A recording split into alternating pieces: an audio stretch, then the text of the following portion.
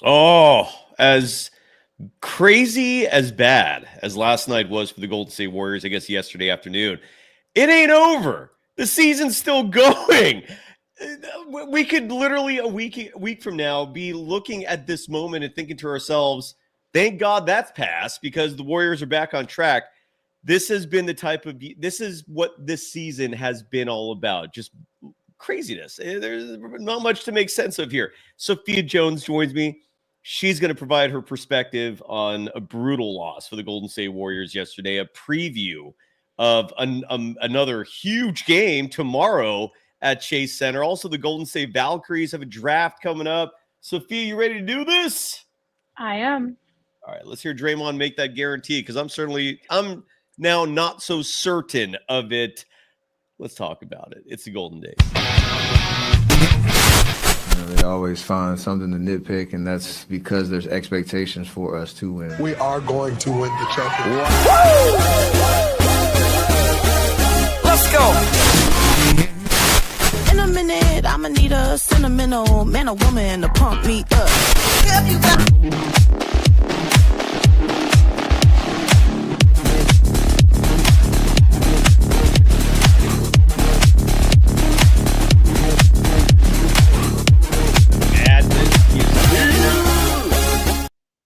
Welcome to the Golden Days. I'm one of two hosts for the afternoon, Cyrus Saatsaz. Sophia Jones is available on Twitter at Sophia_Jones_2. You can follow me, Cyrus Saatsaz, on Instagram and Threads at Dog Wild. Over on Twitter, my handle is Surf Journalist. The program's on both those platforms at Golden Days Pod. We come to you the day after the Golden State Warriors suffered what I think is the most disappointing loss of the year. It was certainly the biggest game of the year. They lose it in overtime, 124-119. We'll get to the sponsors in just a moment. But Sophia, checking in with you first and foremost. How are you doing in your reaction to that colossal disappointment last night?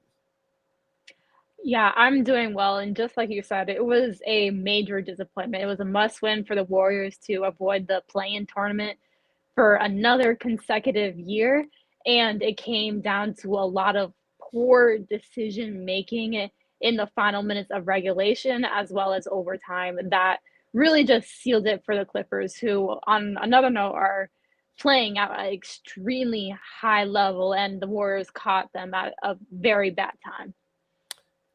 The Clippers are a damn good team, no doubt about that. And they do deserve their flowers, I think, as well, in terms of getting credit for that win, as much as, you know, we can criticize some of what the Warriors did. We're going to break it down because a couple things I want to discuss with you, Sophia, for starters, is this detachment from let me rephrase this. The different perspectives I think every individual has pertaining to what they think and who they think are the best players on this team. Typically, you see the best players playing the most minutes, but I think that is where there's a colossal divide between what a lot of the people are observing with the Warriors and then with what the head coach of the Warriors is actually doing in terms of playing minutes. And you'll understand what I mean in just a second when we go through all the players that got the most minutes and the least minutes in that game versus who we think are the actual best players on this team. And then we'll try our best to make that make sense. But first and foremost, let's give some love to the sponsors of this program, the folks who are paying the bills. And up first is Decades, the band. And again, I've, as crazy as this may sound, I've been going to their YouTube channel at Decades Official, I believe. That's certainly the name of the website, is decadesofficial.com. And in case you're wondering, what is Decades? What, like why are you bringing up a name that evokes a specific time period? That's because it isn't just a time period that covers 10 years. It's also the name of an awesome band. They're called Decades, and they're available for any event pretty much within rhyme and reason that you have on your docket. Decades can perform weddings, they can perform company events, they can perform anniversaries, fundraisers, birthdays. Decades will even show up for a good old-fashioned backyard rager. They're NorCal natives, originally from the Chico area. They're also Golden Dazers. They're also huge Niners fans, as evident by the fact that they routinely play at every red zone valley next door to Levi Stadium for every Niners home game. They also played a set for Uncle Eddie, the man who was overseeing the 49ers dynasty that lasted nearly 20 years. Decades actually played an event, more specifically a 4th of July party in Montana for Eddie DeBartolo Jr., the uncle of the current owner, the brother of the actual owner. The owner's son is the one who's the CEO, Jed. But look, decades, if you're looking for a NorCal native to rock and roll with music ranging from Chuck Berry to Katy Perry, everything from the 50s to today, music for all age groups, reach out to their manager, Kyle at atomicmusicgroup.com. Again, Kyle at atomicmusicgroup.com. Email them. Tell them we sent you here at Golden Days. You could drop my name or the name of the program. Either or is fine. And visit Decades Official to get more information. Hire this band and make your event the time of your life. And speaking of the time of your life, when we're talking about trips, no better place than Humboldt County. And if you want information on a beautiful travel destination, go to visithumboldt.com. You can also shoot me a DM on either Instagram at DogWild, over on Twitter at SurfJournalist. I call the area home once upon a time, and I will take care of you with an awesome itinerary reserved for locals. Or just go to visithumboldt.com for hotel information, for things to do, national parks, state parks, wineries, breweries, restaurants, hiking trails that captures the most photogenic areas of not just this great nation, but of the world. It is beautiful. Go enjoy it. It's a short drive from Northern California, and more specifically the Bay Area or Sacramento. It's a beautiful drive. Go check it out. Thank me later. Visit Humboldt.com, the name of the website. And we here cover the Golden State Warriors. Sophia, I'm looking at the minute distribution for the Warriors in last night's game. And we all know who the starters are. It's the same folks that have been starting games for a few weeks now. A pretty successful record. The starting five has the highest net rating on this team. And that starting five, more specifically, is Moses Moody, Jimmy Butler, Draymond Green, Brandon Pajemski, and Stephen Curry. Those were your minutes leaders in this game. Where it gets a little tricky is the bench. The minute leader off the bench for the Golden State Warriors was GP2, who played 24 minutes, 45 seconds. Kevon Looney played 16 minutes and 10 seconds. Buddy Hield played 15 minutes and 45 seconds. Quentin Post was the only youngster coming off the bench getting any run. He got 10 minutes and 14 seconds. Trace Jackson Davis, DNP. Jonathan Kaminga, DNP. Guy Santos, DNP. That right there to me symbolizes the colossal divide, the detachment between what I think most people would think of as the best players and what Steve Kerr thinks of as the team's best players. And in a game like that, the biggest game of the regular season, a coach will play the players he trusts the most. And the message I got from that game is that he does not trust Jonathan Kaminga. He does not trust Guy Santos. He doesn't trust Quentin Post that much. And if you're not going to trust those three players, you have no chance in hell of making a serious run in this postseason. That's my opinion. What are your thoughts on this, Sophia Jones? Yeah, it was extremely surprising, specifically for Jonathan Kaminga. I would say it was a huge question during the game if he was ever going to get subbed in, which he didn't. And especially when it gets to playoff time, and essentially that game was a playoff game, coaches get a lot more strict and tight with their lineups. It's not as nearly as deep. And just like you said, the people that we saw play yesterday are probably the people that are going to get some of those heavy minutes in the playoffs, which even amongst the bench players, it wasn't really that deep. It was those starters that were taking the majority of the heavy minutes, which is also concerning when you realize, or when you think about Steph Curry's right sprained thumb that he's dealing with, and potentially what could be going on with Jimmy Butler when he got kneed in the thigh by Kawhi Leonard in the fourth quarter. He played the rest of the game, but was severely limping. So that could be a potential question. And when you don't go as deep into the bench, it could put more and wear and tear on those guys. And then you have folks in the chat, for example, Rello saying the Warriors will be okay without Jonathan Kaminga. What do you base that on? Have you not been watching the last 3 seasons? It is wild to me. Like here's another opinion that I just wholeheartedly don't agree with. Kill Switch 86 saying if Kaminga had played, they would have lost by 15, which to me is just a gross level of disrespect directed towards Stephen Curry, Draymond Green, Jimmy Butler, and the other players on that team. You're insinuating that had Kaminga played, those other players are trash enough where they lose by even more.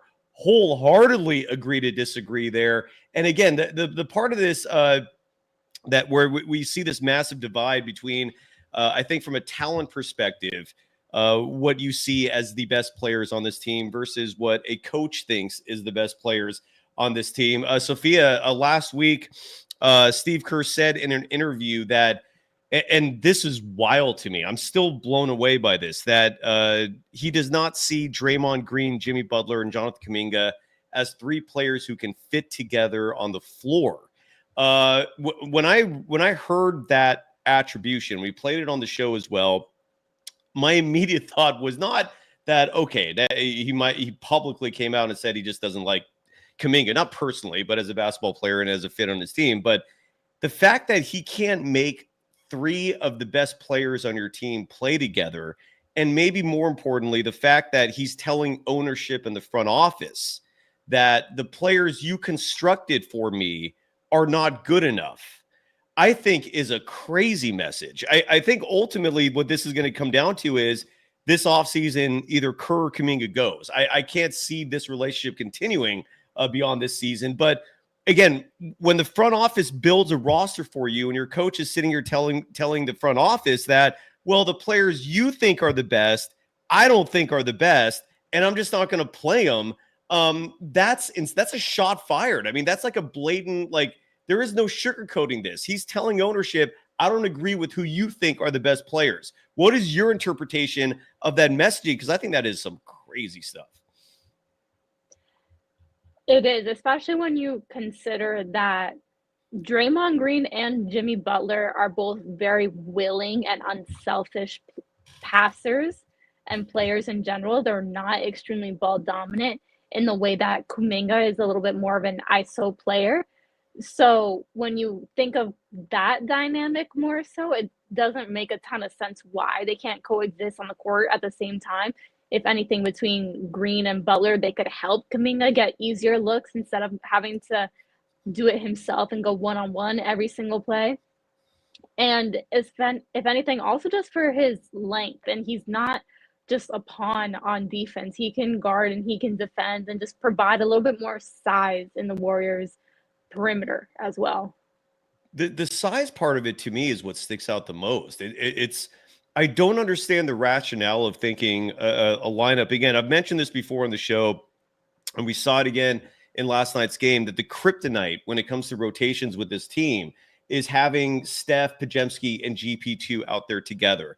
It doesn't work. There are no analytics that support it. The eye test doesn't support it. Yet a lot of minutes last night with those 3 out there again.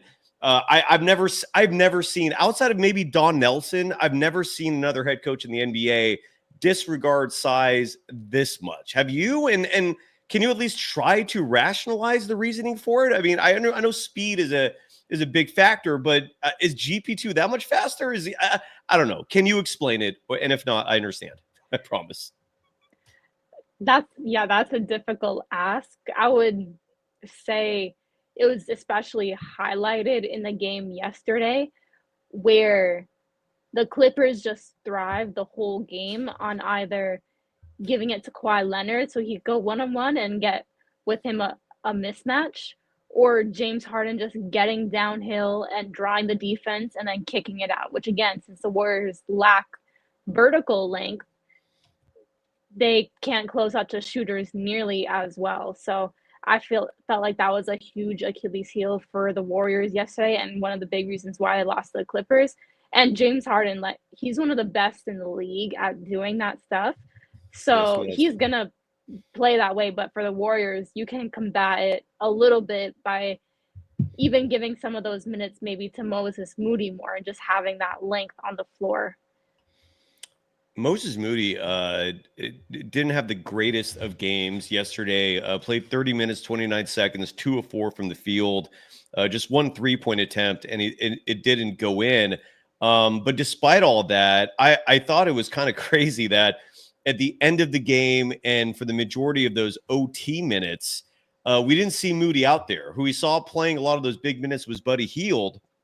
And on top of that, one thing that really just left me scratching my head were a part of Kerr's coaching game that I've always respected, credited, admitted has been where he's elite. And that's the scheming, the system, and the ATOs, the plays called after timeouts.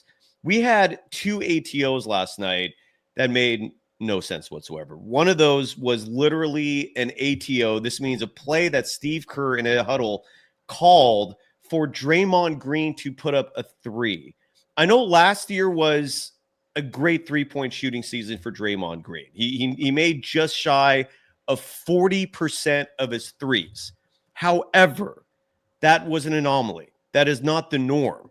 And Draymond Green this year is back to what we, I think, to a large extent have come to expect from him as a 3-point shooter. What I mean by that is Draymond Green as a 3-point shooter this year is putting up 32.5% of his 3-point shots. I mean, anything below 33, you're hurting the team at that point. That is just a bad shooting percentage. Draymond Green for his career is a 32% 3-point shooter. He's never been elite at it. And yet Steve Kerr is literally drawing up a play for Draymond Green. It's not like that was the only option. That was the play called. I didn't understand that. And I did not understand at the end of the game with the game on the line, where you have Stephen Curry on your team, where you've heard Steve Kerr emphasize repeatedly that players on this team need to recognize who the best player is, and that's Stephen Curry, right? More specifically, we've heard him criticize Kaminga for taking shots early in the shot clock and not looking for Steph to shoot that 3, which is why I was puzzled to see an end of the game ATO with the game on the line that the play called was not for Steph, it was for Buddy Hield, and he bricked that 3, did not even come close. Do you think that was Steve Kerr trying to be creative? I know these are hard questions, Sophia, because you don't know the actual answer. I'm just asking you for your opinion, but what was at least going through your mind when you watched that? Because I feel defeated is how I feel in all this. What are your thoughts, Sophia? When the 5 players stepped onto the court and I saw that Buddy Hield was in that lineup, my initial thought was that Steve Kerr could potentially use him as a decoy because he's still a shooter and someone still has to be attached at the hip to him because you don't want him to be open. When the ball was inbounded to Buddy, I expected then Steph to come around some type of screens and get the ball from him and put up a 3-pointer. I did not expect Buddy to shoot that shot. So I don't know if that is exactly how Steve Kerr drew it up. Because even then, Buddy was partially contested. He wasn't all the way open. I think if I remember, there was some type of flare to the left wing that the inbounder then lobbed it over to Buddy. So there's still a lot of room to kind of operate at the top of the key where I believe Steph was floating around.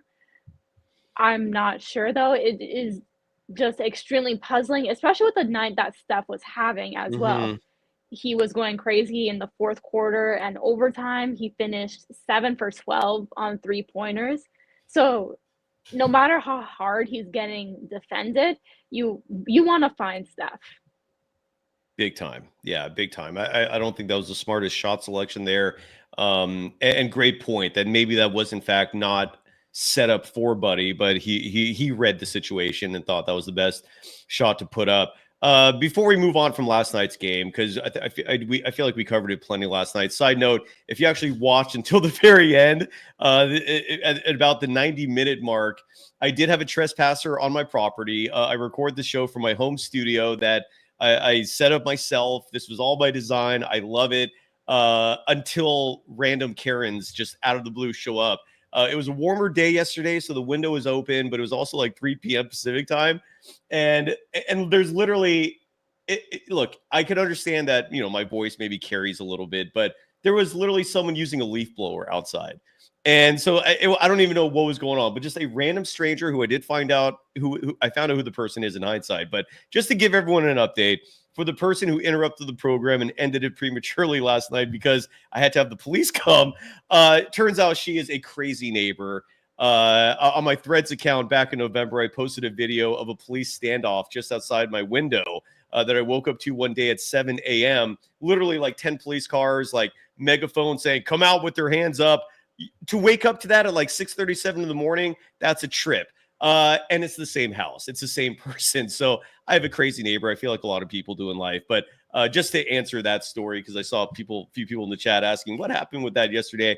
Yeah, there are Karens in this world, and there are just crazy people in this world. But a situation resolved, and hopefully the trespasser will not come to my property ever again. With all that said, moving on from this game real fast. But one last question here, unless there's anything else you want to add to this as well, Sophia. Stephen Curry, 8 turnovers in that game last night. Rick Barry was on the show, and he was looking at the net rating stats, and he looks at Steph, and he's like, "Well, how did Stephen Curry have a minus 16 in the game?"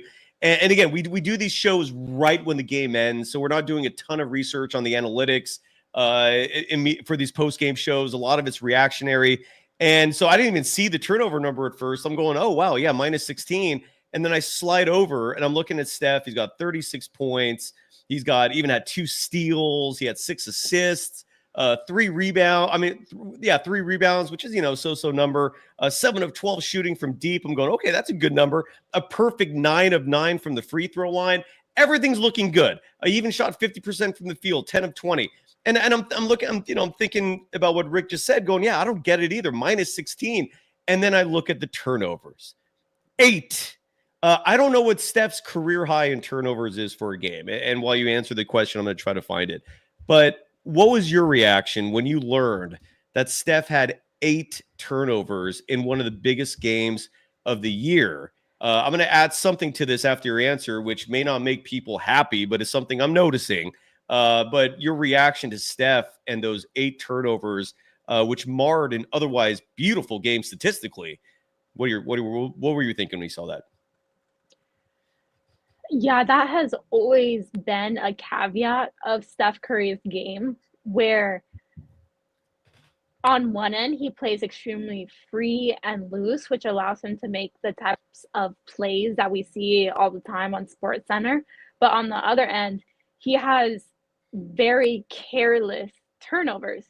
And there were a couple last game that were at extremely crucial parts as well. One thing that I am noticing with some of Steph's turnovers, and I saw at the game yesterday as well, is when players are really physical with him and he tries to get rid of the ball, and that's sometimes when he makes some of those errant passes, and that goes over people's heads or right into the defender's hands, which is something that he's dealt with a lot of physicality and contact against him. However, it could have been because of his hand as well. Having 8 turnovers, that's a lot. The thumb, yeah. Yes, because of his thumb, maybe he didn't feel as tight and secure in his handles and his ball control. So that potentially could have been a reason. But for him to have 8 turnovers in the most important game of the regular season, it's unacceptable for him, for the type of player that he is. It was the highest amount of I'm not muted, am I? Sorry, I just went. Yeah, okay. It was the highest amount of turnovers committed by Steph since January 15th, 2023. When he also committed 8 turnovers at the Chicago Bulls. He also committed 8 turnovers a couple of more times in this decade. He's actually had a handful of 8 turnover games, but in this, a lot of them were in the previous decade, before 2020. Since 2020, he's committed 8 turnovers on December 29th, 2020, at the Detroit Pistons, April 4th, 2021, at the Hawks, January 15th. I mentioned that one already, at the Bulls, and then last night at home against the Clippers. But when you look at his career highs in turnovers, he had 9 turnovers twice. Once against at Atlanta. This was back in 2014, January 3rd, more specifically. On April Fool's Day 2016, excuse me, this was during the 73 win season. Stephen Curry had 9 turnovers in a home game against the Celtics. Stephen Curry has committed 10 turnovers twice in his career. Once very early, this was February 19th, 2010, when the Warriors were hosting the Utah Jazz. Steph committed 10 turnovers that night. And on November 9th, 2014, when the Warriors were at the Phoenix Suns, I'm going to guess, were those the Chris Paul Suns at that point? Steph committed 10 turnovers. His career high, however, is 11, and he did this on Halloween night 2013, when he committed 11 turnovers at the Clippers. So this is not as rare as you may think when hearing those numbers. You know what? One thing that I take from that, Sophia, is that the majority of the really high turnover numbers for Steph occurred early in his career, when players who are young are trying to figure it out and learn from their mistakes. And that's unfortunately a treatment that has not been given, a flexibility, if you will, that has not been given to the youth. And even narrowing down more specifically, Jonathan Kaminga, they call me crazy in the chat, astutely writing this chat as well, saying many people compare Jonathan Kaminga to Franz Wagner, the player who was selected immediately after him, number 8 by the Utah Jazz. And they say that Franz Wagner is leagues ahead, even though, again, I always respond to that with this. You don't know if Kerr would play him either, right? Like Franz Wagner, if you look at his minutes, since his rookie year, he's averaged well above 30 minutes a game. And you need minutes to actually produce, right? So the fact that Kaminga is not getting the minutes makes me wonder, would Franz Wagner get the minutes either? It's not like he has the ball handling, which Steve Kerr clearly values above all else. But they call me crazy, also adding that in terms of those minutes, Jonathan Kaminga has played 2 full seasons worth of minutes less than Franz Wagner. Your final thoughts on youth getting minutes, on turnovers, anything else on your mind about last night or what we just talked about before we shift gears, Sophia? Yeah, it kind of segueing off of the Steph Curry turnovers. He gets so heavily guarded, especially when there is not another offensive threat on the floor, or not as many. If you put Jonathan Kaminga on the floor, he's another offensive threat, and maybe it draws another defender that sagged way off of them and just was over helping on Steph. It draws more attention away from Curry. So for Kaminga, it's one of those things where he'll get a lot of minutes one game and then DNP's the next. So it's really must just be between him and Steve Kerr at this point. Yeah, Shams Charania reported this morning or this afternoon on NBA Today that Steve Kerr did have a conversation with Kaminga before the game. So at least there is communication there. I don't know if you saw that video, Sophia, on social media of Jonathan Kaminga sticking around after the game, staying on the basketball court, putting up shots. Take that for what you will. Did you interpret that as anything besides the obvious? Kaminga, because you don't normally see that. I remember Giannis Antetokounmpo infamously did that a few years ago. I think he pushed like a ladder because the 76ers crew would not get off the court, and Giannis wanted to put up shots after the game. But it's a rare thing. You don't normally see players going back to the court after the game, or maybe they do. I don't know. I mean, you've been around this game as much as anybody. Any reaction to that? Yeah, like you said, I think it might be kind of common, but not super, especially when it's as large of a stage. Like the game yesterday was. I also Yeah. remember, I think, when D'Angelo Russell was a part of the Lakers, he went viral a couple times for constantly staying after and getting shots up on the court. But you mentioned the conversation between Steve Kerr and Jonathan Kaminga. I can also interpret that as if that might have happened right before the game, Kaminga might not have had time to actually get in a full workout, which a lot of times, if you are or if you're under a certain level of minutes or you're just a complete DNP, then it's required of you to get in another workout and just do extra work. So depending on the timeline, if Steve Kerr said that just really late, maybe right before the game to Kaminga, and he was like, okay, you know what, I didn't play, let me just get some shots up. So I don't think it's something too much to read into. Fair enough. No, and again, this is one of the many reasons why you bring so much value to this program, and I appreciate you a millionfold and then some. But so real quick here, Bloomer Vibes in the chat asking or writing that Stephen Curry had these careless turnovers last night. But why did the Warriors, why were they not able to maintain leads? And the Warriors did have some big leads, or they did have some leads in this game. Their biggest was 12. I remember that lead specifically happening in the second quarter when the Warriors led 37-25. And when I looked at that second quarter, no surprises here. Quentin Post was in the game. Moses Moody was in the game. Jimmy Butler, who I thought had a fantastic night. And Steve Kerr said after last night's game that Jimmy Butler told him he's feeling okay, even though that quad bruise did look bad. That Rick Barry was emphasizing his worry about that injury. I don't know if you have any thoughts on that one.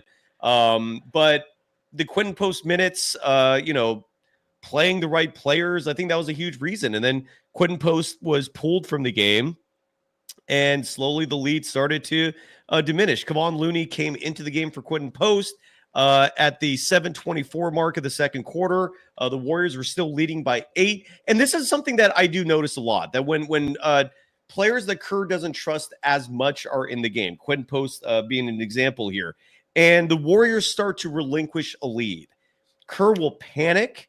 He'll pull those young players out, and he'll put back in the veterans that he trusts the most. And that is what happened there. Kevon Looney came in for Post.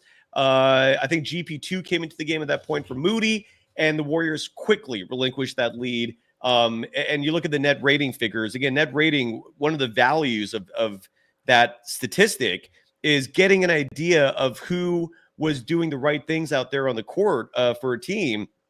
And the fact that Quentin Post was a +1 in his 10 minutes, 14 seconds, I think is indicative of that. Jimmy Butler, by the way, was the only starter who finished in the positive in net rating as well with a +2. What was your read on Jimmy Butler? I thought it was a fantastic game. I hope he's okay for Tuesday. 48 minutes, 2 seconds of play from Jimmy. I thought we saw a version of playoff Jimmy. What was your take on Jimmy Butler in last night's game? And anything else you want to add about the Warriors relinquishing big leads?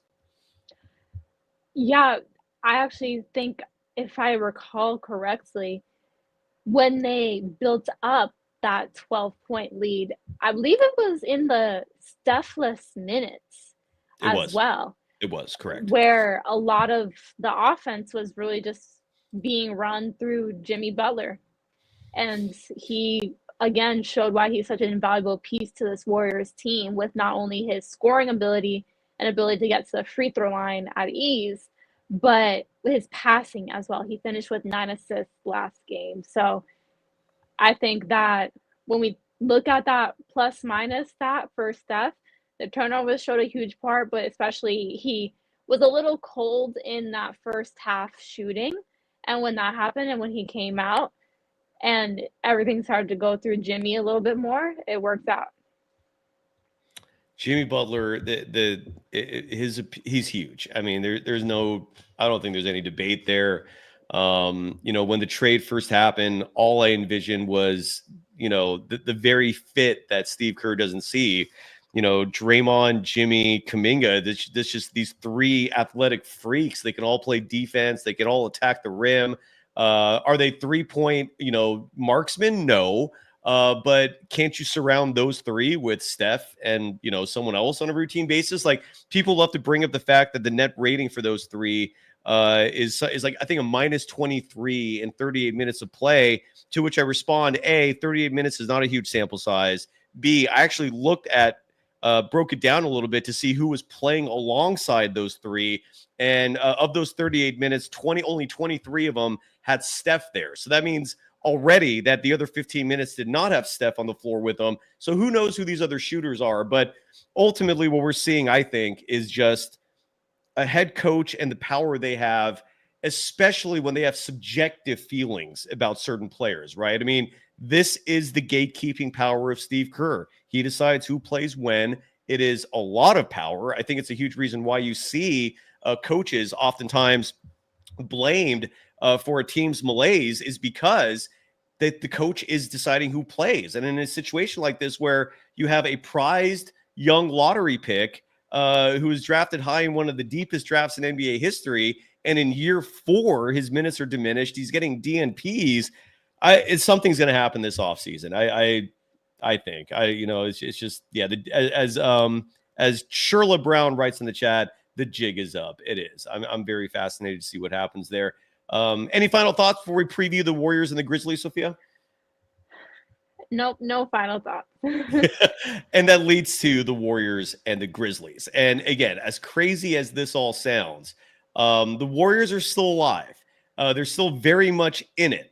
I'm not sitting here saying there's a 0% chance of the Warriors winning the championship, but I went from 100 to about 5 very fast. That Rockets game was revealed to me everything that concerns me. And side note, that Rockets game, we saw nearly identical rotations to what we saw in that Clippers game, and that includes Steph, Pajemski, GP2 on the floor together. That is this team's kryptonite. I cannot emphasize that enough. Good things don't happen when those three are on the court together. And this leads to a Grizzlies game where I envision adjustments are going to be made. I envision a lot of the DNPs not being replicated, because I think even Steve Kerr is well aware that if he DNPs certain players again and they lose again, it's all on him at this point. So my prediction right now is we are going to see a lot of Kaminga. We are going to see at least some of Guy Santos. We are going to see more of Quidden Post. That's my first thought for what to expect for this Grizzlies game. What do you expect right off the top of the bat? I think the Warriors are still in a good position. For the entire regular season, Golden State won the season series 3-1. There was only one game that Jimmy Butler was in the lineup, and they won that one. That was a game that Steph had 52 points as well. I think like I mentioned, I think the Warriors are in a good position. I do also think that, like you said, with the lineups and against the Clippers and just some of the people that we saw or didn't see, then that needs to change. Especially every single game against the Grizzlies is extremely gritty, which when you have more physical, bigger players, that helps to combat that. Mm-hmm. I mean, it's basketball. It's I've been playing since I was, I think, 7 years old. And since I was 7 years old, I knew that height and size matters in the sport. And that has not changed since that time. And the Grizzlies are a big team. What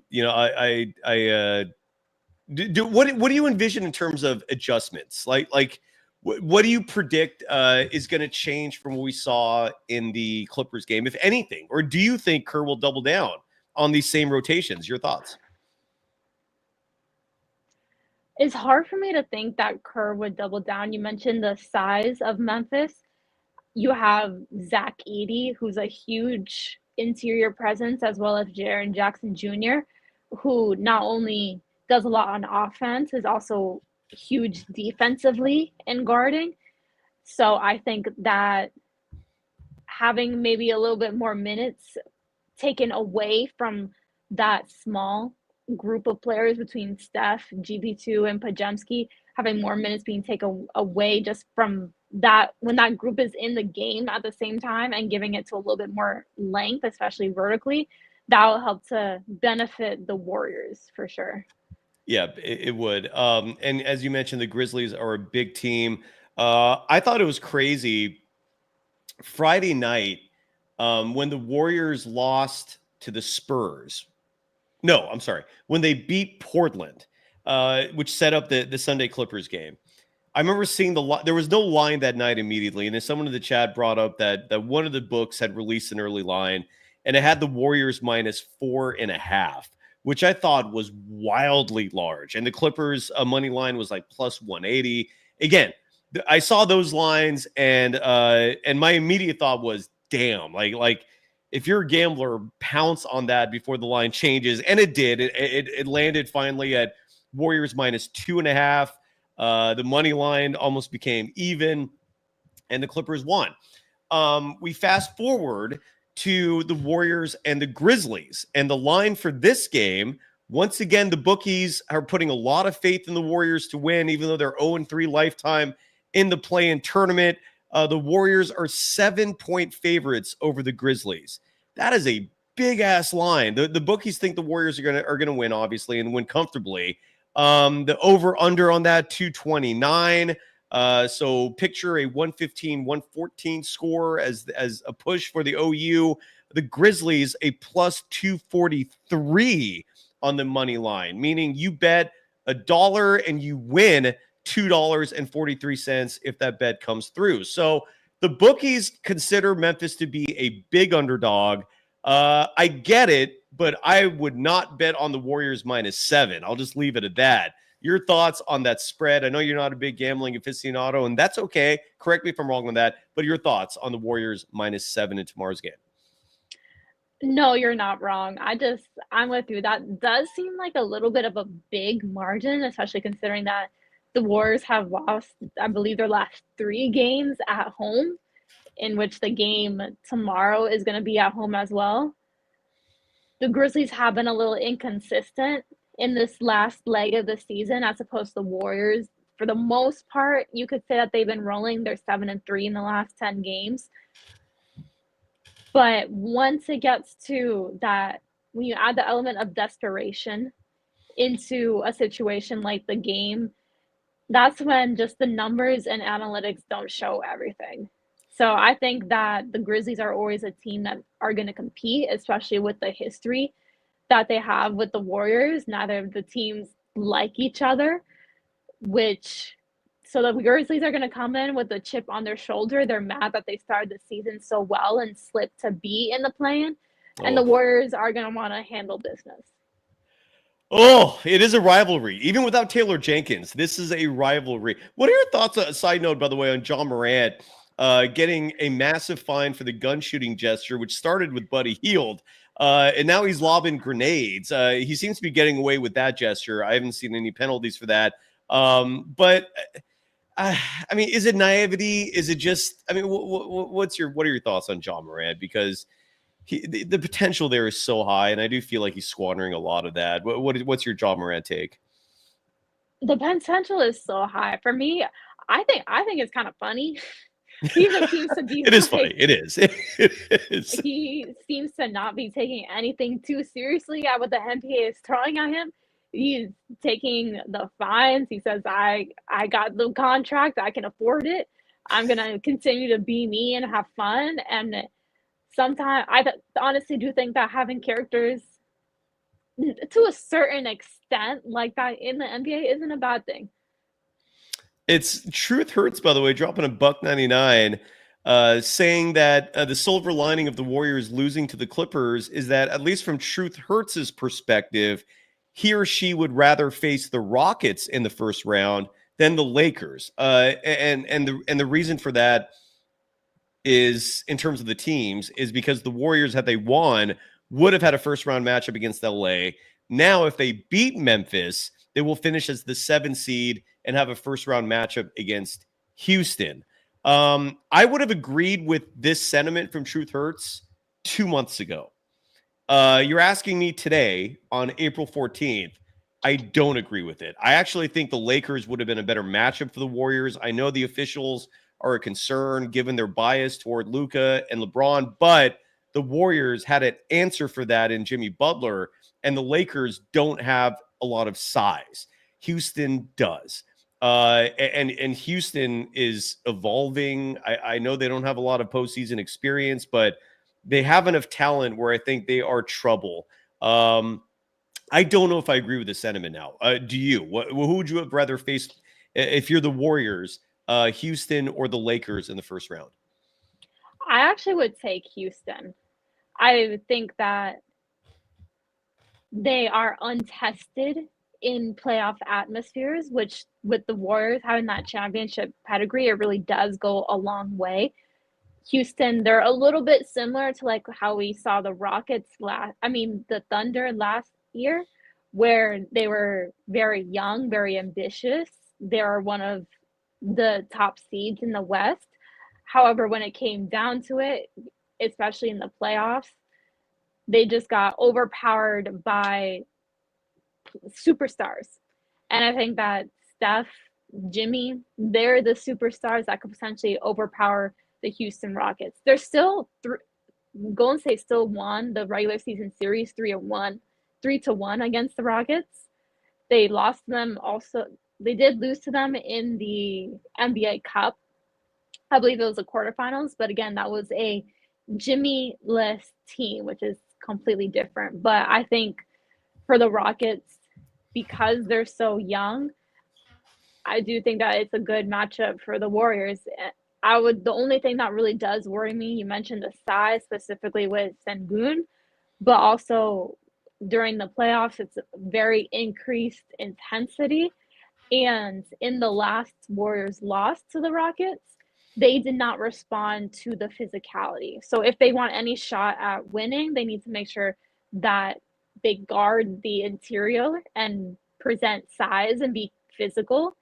And they don't shy away from what the Rockets are going to throw at them. Yeah. I agree. I again, until the last game that the Warriors and Rockets played, I felt the exact same way.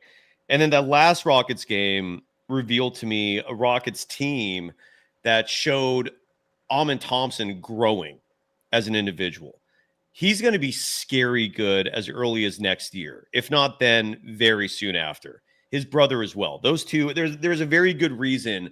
You heard on this show, this was exclusively broken here, that the Warriors really wanted not Amen, but Osser in the draft. And they were trying to trade up to draft him 2 seasons ago, but they couldn't do it. And you see why.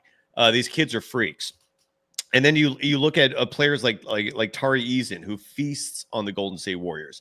You look at the fact that Alperen Şengün, another player who I feel like has grown just from those earlier matchups. He actually handled the mental warfare with Draymond Green exceptionally well and refused to get baited by him. I guess what I'm trying to say is the Rockets, like all the youth that I thought was a negative for them, I didn't see that as much in the last meeting, and I haven't seen that as much in recent games. And the inexperience factor, I don't think is as big of a weakness for them as it was before. And then when you factor in that they're not as inexperienced, that they're growing right before our eyes, they're maturing right before our eyes, and they're that much bigger than the Warriors.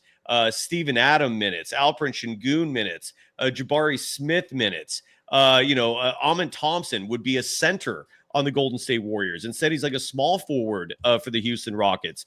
And if for any reason they experience injuries, they can go to their bench and pull out Cam Whitmore. Jacques Lindell is still on that team.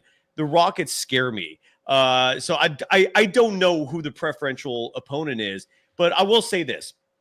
If the Warriors can handle the Memphis Grizzlies tonight, I think that's going to go a long ways towards how they can play the Houston Rockets, because both the teams are young, both the teams are big.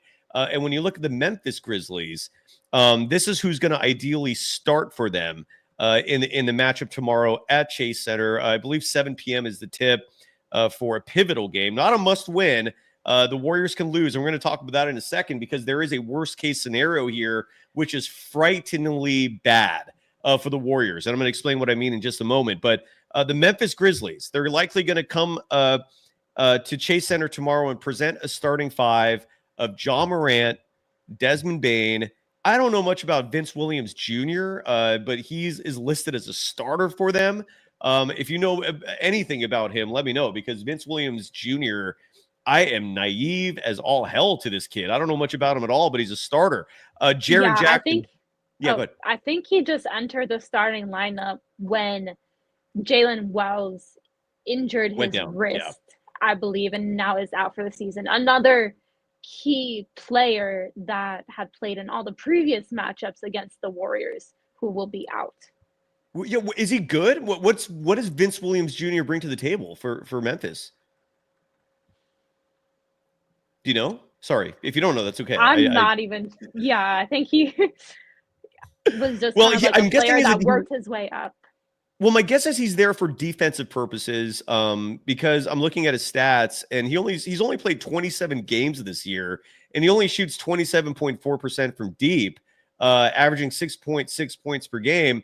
So my guess, I could be wrong, is he's there primarily as a defender. And if he's not, I don't know why he's starting, but he is starting. But Jaren Jackson Jr., we're all familiar with. He scares the shit out of me. Zach Edey, we're all familiar with. He's a big boy. Dude's like 7'3", 7'4". You've got players like Scottie Pippen Jr. coming off the bench. That guy's a playmaker. He can shoot. He can score. Luke Kennard's one of the elite shooters in the NBA. Salty Aldama can be a pest. He is not a bad player. It's safe to say that. Anybody I'm forgetting? I know Pat Spencer's brother Cam is on that team, but he doesn't get a huge run. I don't know if we're going to see minutes from him in a game this big. John Concher is one other player who we might see minutes from. That is your Memphis Grizzlies. And again, this is a rivalry. These two teams do not like each other. They have a fascinating history the last few years. Any predictions from you? Do you think the Warriors will take this? Is it going to be a tight battle? Do you think Memphis will win? Your prediction, Sophia. I believe that the Warriors are going to come out on top. I think that they were extremely disappointed with how the Clippers game went. Memphis is a team that they've beaten multiple times this season. And I just think that they're going to be tired of being in the play-in, and they're going to relinquish their winless play-in record. I hope you're right. I really hope you're right. And you might very well be. I mean, the Warriors are 7-point favorites on top of everything else. Sophia, one thing I forgot to bring this up earlier, and I teased it, so I'll bring it up now. One thing that is really worrying me is Stephen Curry. You mentioned the thumb, and it could be something as simple as that, but I'm not going to pretend that he's not 37 years of age. And there have been a few games recently where he looks his age a little bit. That's what I think. Could be wrong. This is just an eye test thing.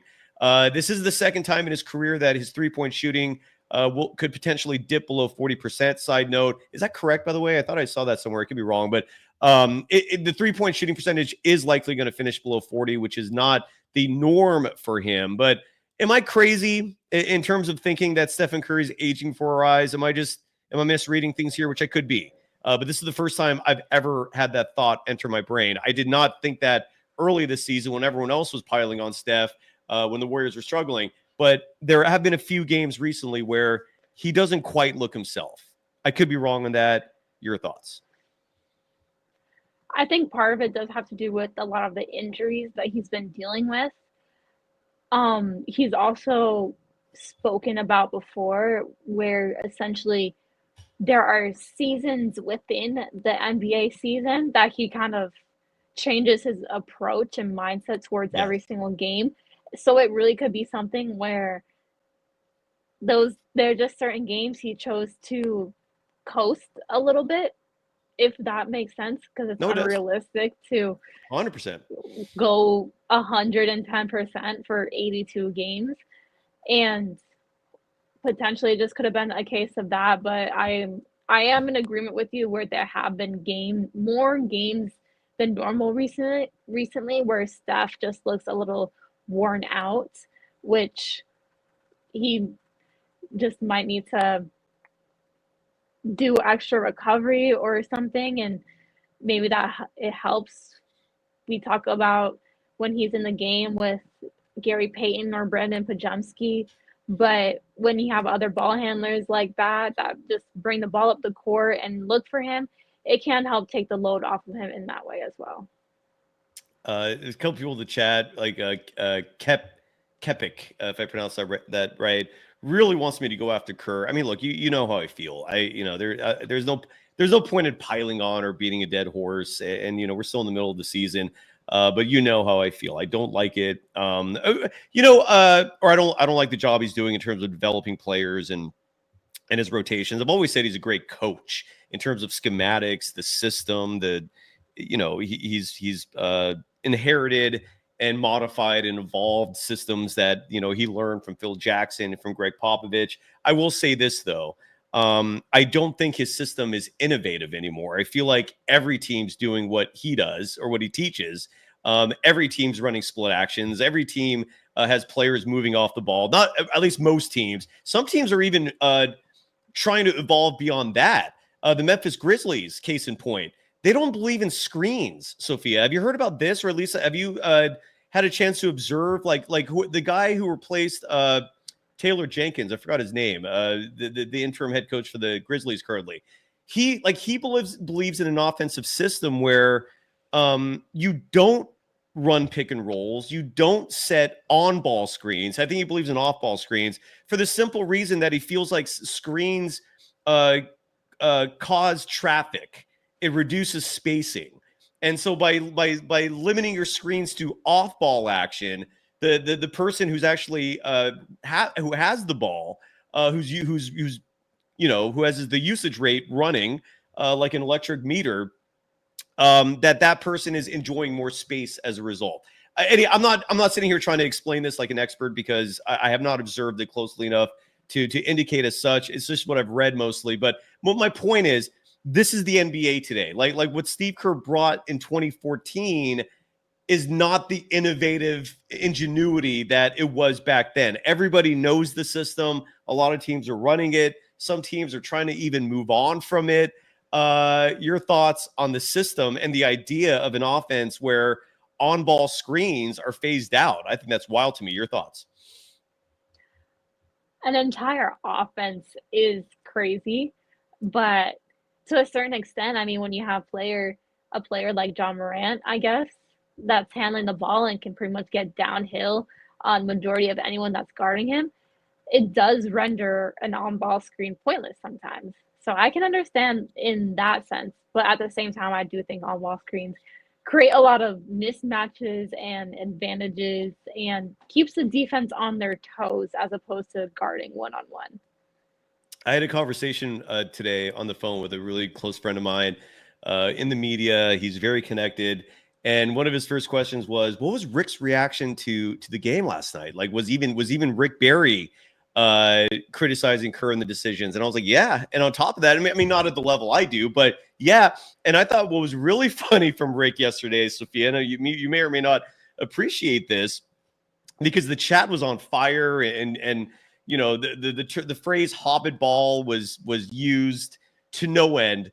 And Rick's seeing all these chat comments and he's like, what's this Hobbit ball stuff? And I explained to him, like, it's the rotations, more specifically when you see Curry, Pajemski, and GP2 on the floor together, because that's 3/5 of your lineup with an average height of 6'3". So I call that Hobbit ball because that's I don't know how that could possibly succeed or why you'd think that. And then his response was, shouldn't you call that Oompa Loompa ball? I was like, yeah, that's a good one. That's a good one, Rick. Bravo. And yeah, so Oompa Loompa ball. Is that? I don't know if that rolls off the tongue as easily. I don't know if you have a preference, Sophia, but Rick Barry, the Hall of Famer, adding some humor and levity to the mix by introducing Oompa Loompa ball. Your thoughts? Yeah, I mean, it's extremely applicable because I don't even think like any other team in the NBA that's playing small ball as much as the Warriors are. What is your thoughts of because someone brought this up in the chat, replace GP2 with Buddy Hield. So now you have a 3-guard lineup, but you add a little size with Buddy versus GP2. You add some spacing with Buddy versus GP2. You probably lose some defense with Buddy versus GP2. It's not as egregious to me. I obviously don't like it. I am not advocating for it. It's a little easier for me to stomach when I see it on the court. The net rating figures shows it's in the positive, not by a lot, but it's in the positive. What are your thoughts of seeing those three together, Steph, Pajemski, and Buddy Hield? Is that cringe to you, or is that acceptable to you, or something else entirely?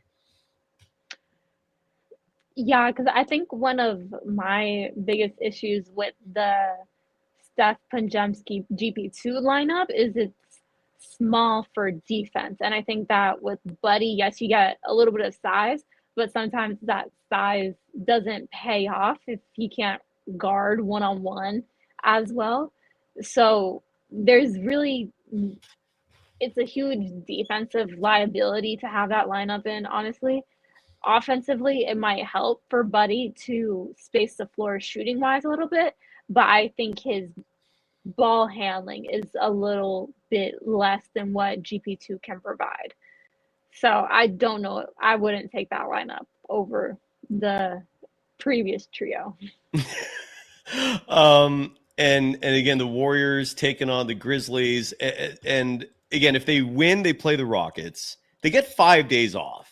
So you could, in theory, survive this. Again, the idea of getting a whole week off and resting and having your travel limited to California versus getting 5 days off. You also have to, never mind that you got to play the Tuesday game, and that's going to be a very serious game with a lot of energy expended.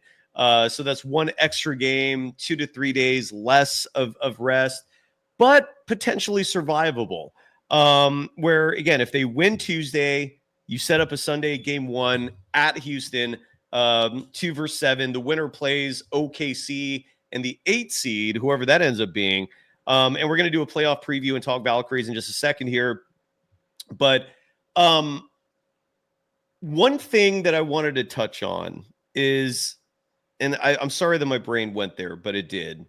It's the absolute worst case scenario, which is the Warriors lose this game to Memphis, right? Which is possible. The Warriors are 0-3 all time in the play-in. I know history doesn't mean really anything, but they haven't proven they can win in the play-in yet. So let's say they lose this game at home Tuesday, and let's say Dallas wins against Sacramento. Now you have a home play-in. I don't know if it's Thursday or Friday is going to be the second game, where the winner gets the 8 seed, loser is out altogether, and you may have Dallas coming into your building. You may have Klay Thompson coming back into your building. You may have Anthony Davis coming into your building and ending your season. Worst case scenario, your thoughts?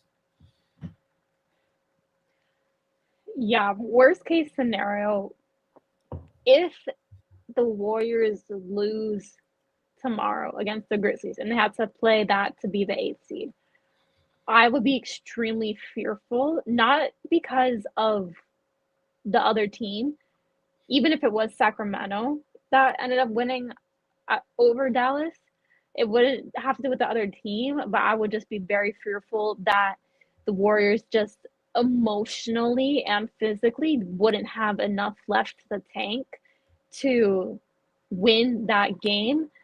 And then they're looking at OKC and thinking, well, we don't know. Do we even want to do this, or do we just want to rest up our guys for next season? I don't know. So I think if the Warriors need to win this game tomorrow, or I really don't like the chances for another play-in game. What are your? I mean, look, you're connected to the Sacramento Kings for primarily because your dad's the play-by-play voice. So I'm sure you observe them a little more carefully or a little more closely than others. The Kings are going to host the Dallas Mavericks in the 9-10 game. Losers out for the year. The winner plays the loser of the Warriors and the Grizzlies. How are you feeling about the Kings? They've as wild of a year the Warriors have had. It's been a roller coaster, but the Kings are a whole nother level.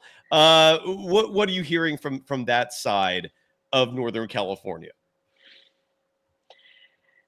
Yeah, I really do think that the Kings could pull off that win against the Mavericks. I believe that they've done well in that regular season series as well, despite all the changes that have undergone the Mavericks, obviously. I'm just looking up again. So Sacramento is 3-0 versus the Mavs this year. Ooh, okay. So I could see them winning, especially for a home game. Golden One Center gets extremely loud. They bring out the cowbells. They're all trying to light the beam. Do you have a preference for the Warriors if the worst happens and they lose tomorrow? Like is there a preferable matchup if you have to choose between the Kings and the Mavericks?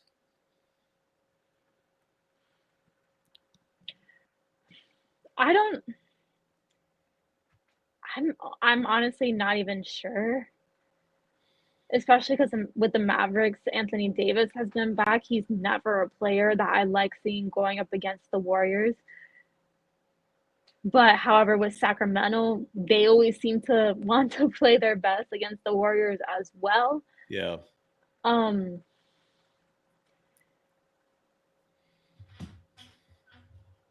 think with looking at the current how the teams have been performing recently, I think I would rather play the Mavericks, honestly. Interesting. There's just a lot more emotions tied in with the Kings that I don't know if I would be down to face that. The Kings already have knocked out the Warriors before in the play-in tournament, so I'm sure they would be frothing at the mouth to do it again. Oh, I can't. It's just the fact that this is just repeating itself. The moment you brought that up, all I think of is Clay's 0 for 10 game, Kaminga not getting a literal DNP, but pretty much. I don't think he played the second half of that game at all. It's just 3 years in a row. This has been repeating itself. It's absolute madness. And side note, this is one of those rare moments where you and I will agree to disagree. I think the Mavericks would be. I would not want to see Dallas coming here for the simple reason that.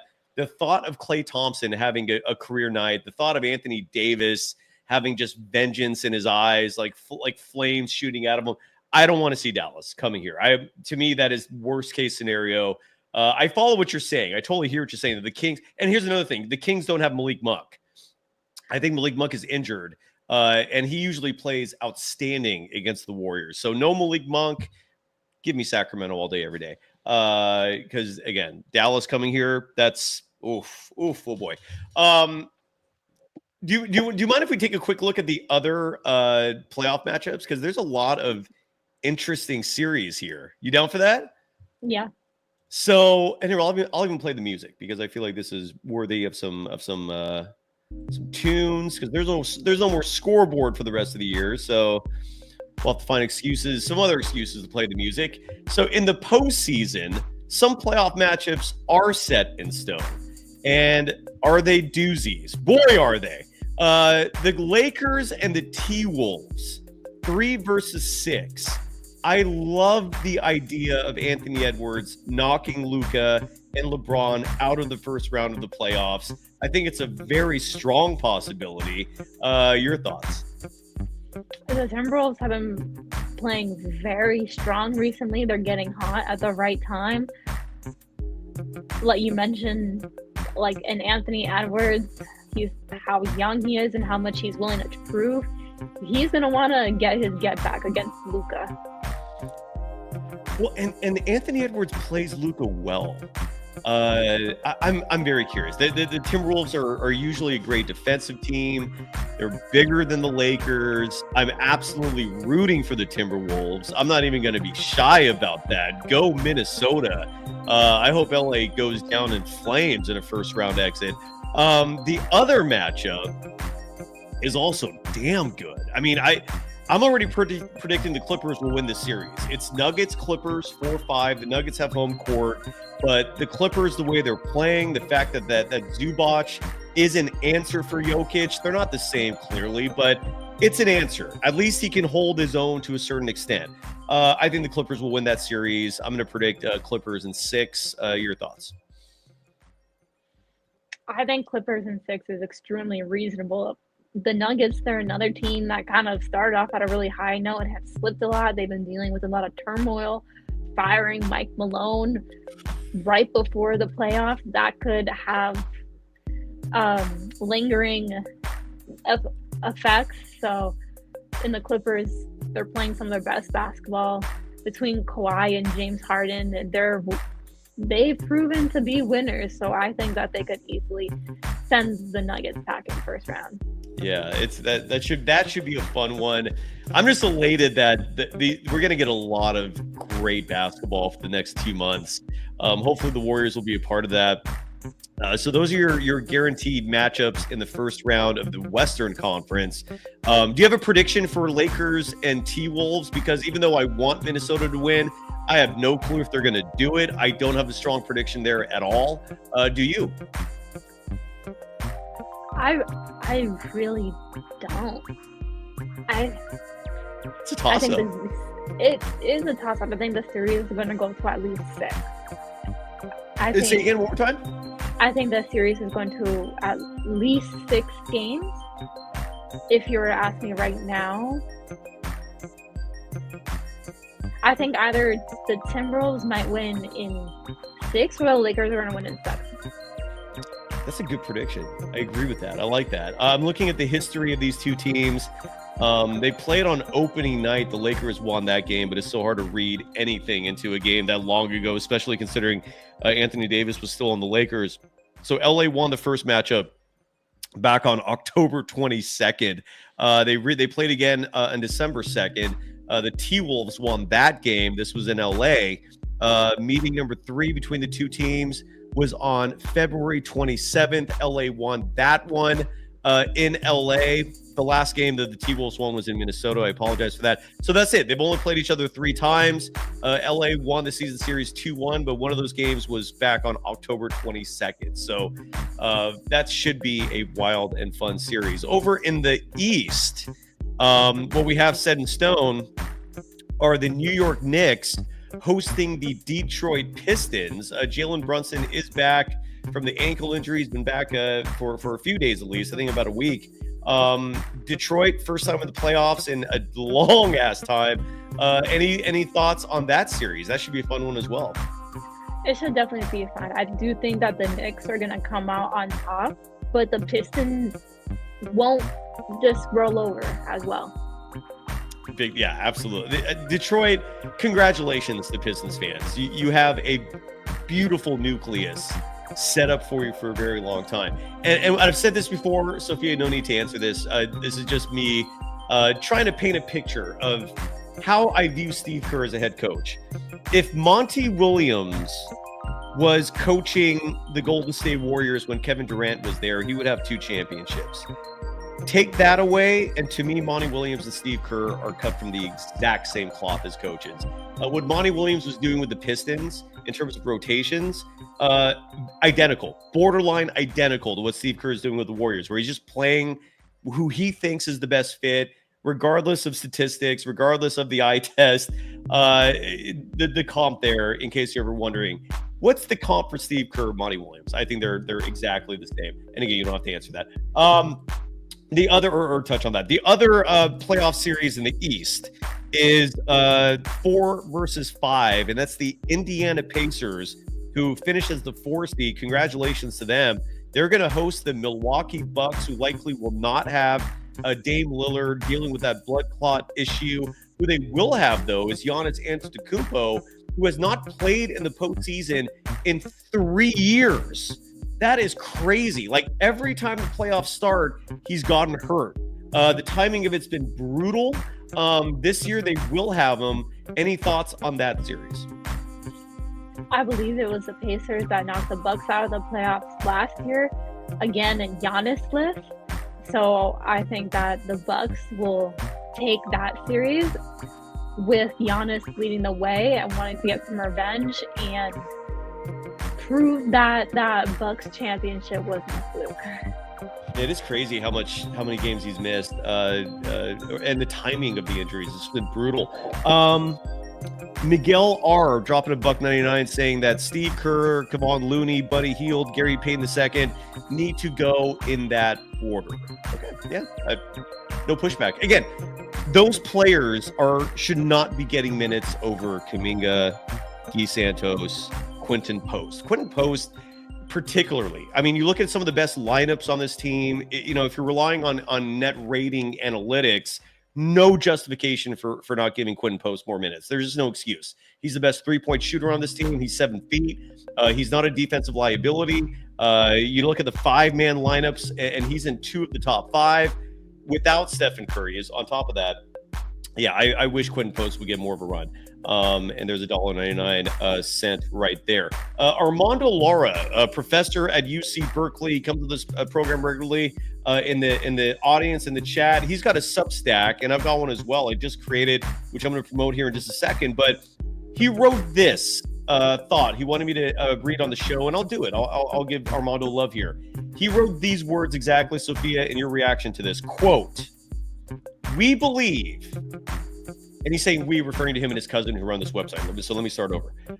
"We believe Kaminga is going to get thrown out there against the Grizzlies. He's going to be assigned to guard Jaren Jackson Jr., who is 60 pounds heavier, and the scapegoat will have been served." A little cynical, potentially. Could also be realistic. Sophia, your thoughts? That is very cynical. I think just not even a little, but I would be shocked if he doesn't get minutes against the Grizzlies. So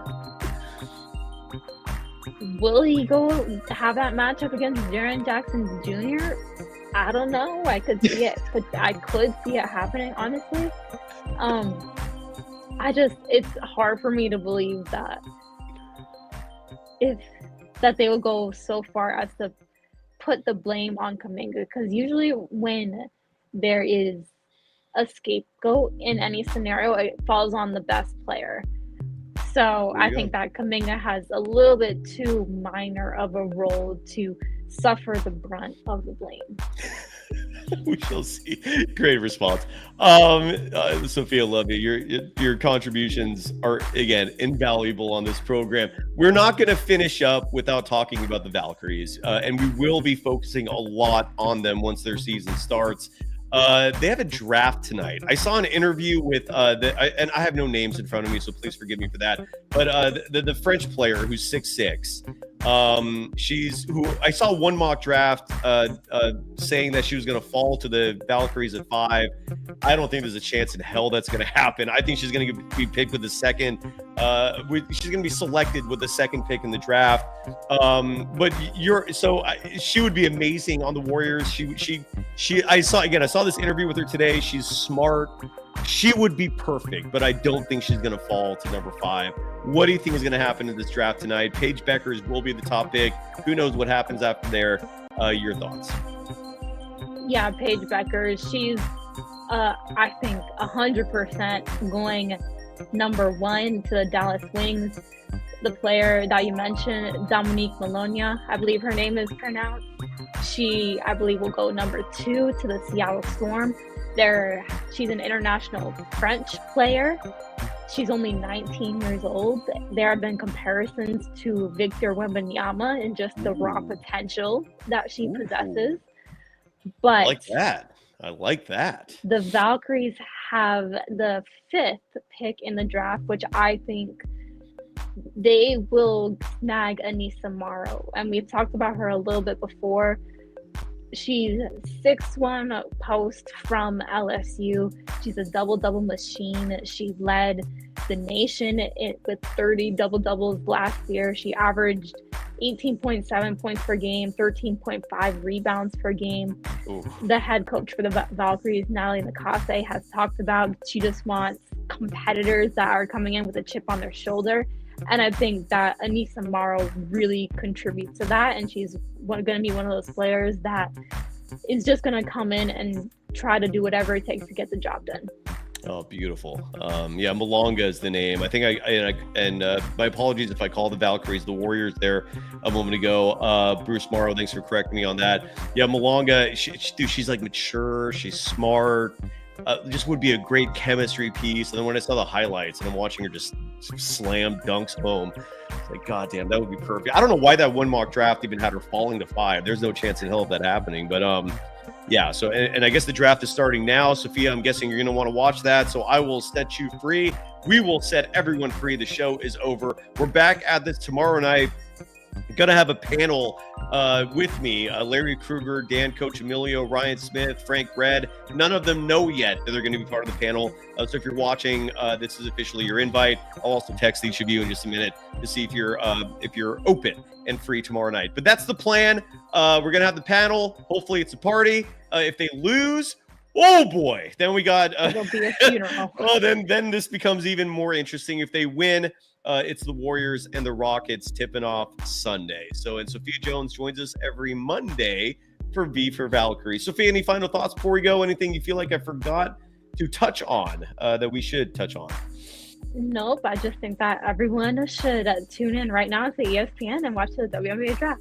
There you go. And I'm going to do the same. Sophia's going to do the same. And real fast before we go, Substack. I now have a Substack. I'm going to publish my first story tonight. It's been a number of years since I've actually written content. I am no fluff here. I am an award-winning journalist. I used to do the writing thing big time, and I'm going to get back into it. My first story is going to be 5 ideal replacements for Steve Kerr. If the Warriors decide it's time to find a new head coach. And I'm doing my research right now. The story should be available tonight.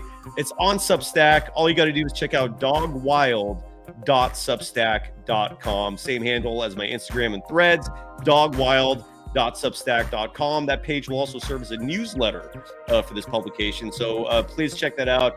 I'll be promoting it much more in the near future, but stay tuned for that column and stay tuned for a lot of columns. I'm going to be adding some print content to the repertoire here. Sophia, you are amazing. Thank you as always. Thank you to the audience for supporting us, for the loyalty. It is noticed. It is loved. I can't thank everyone enough. Enjoy the draft, Sophia. You are fantastic. Thank you to everyone. I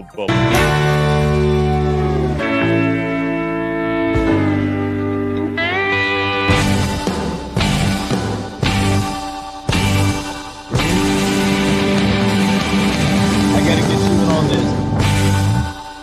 Bye-bye.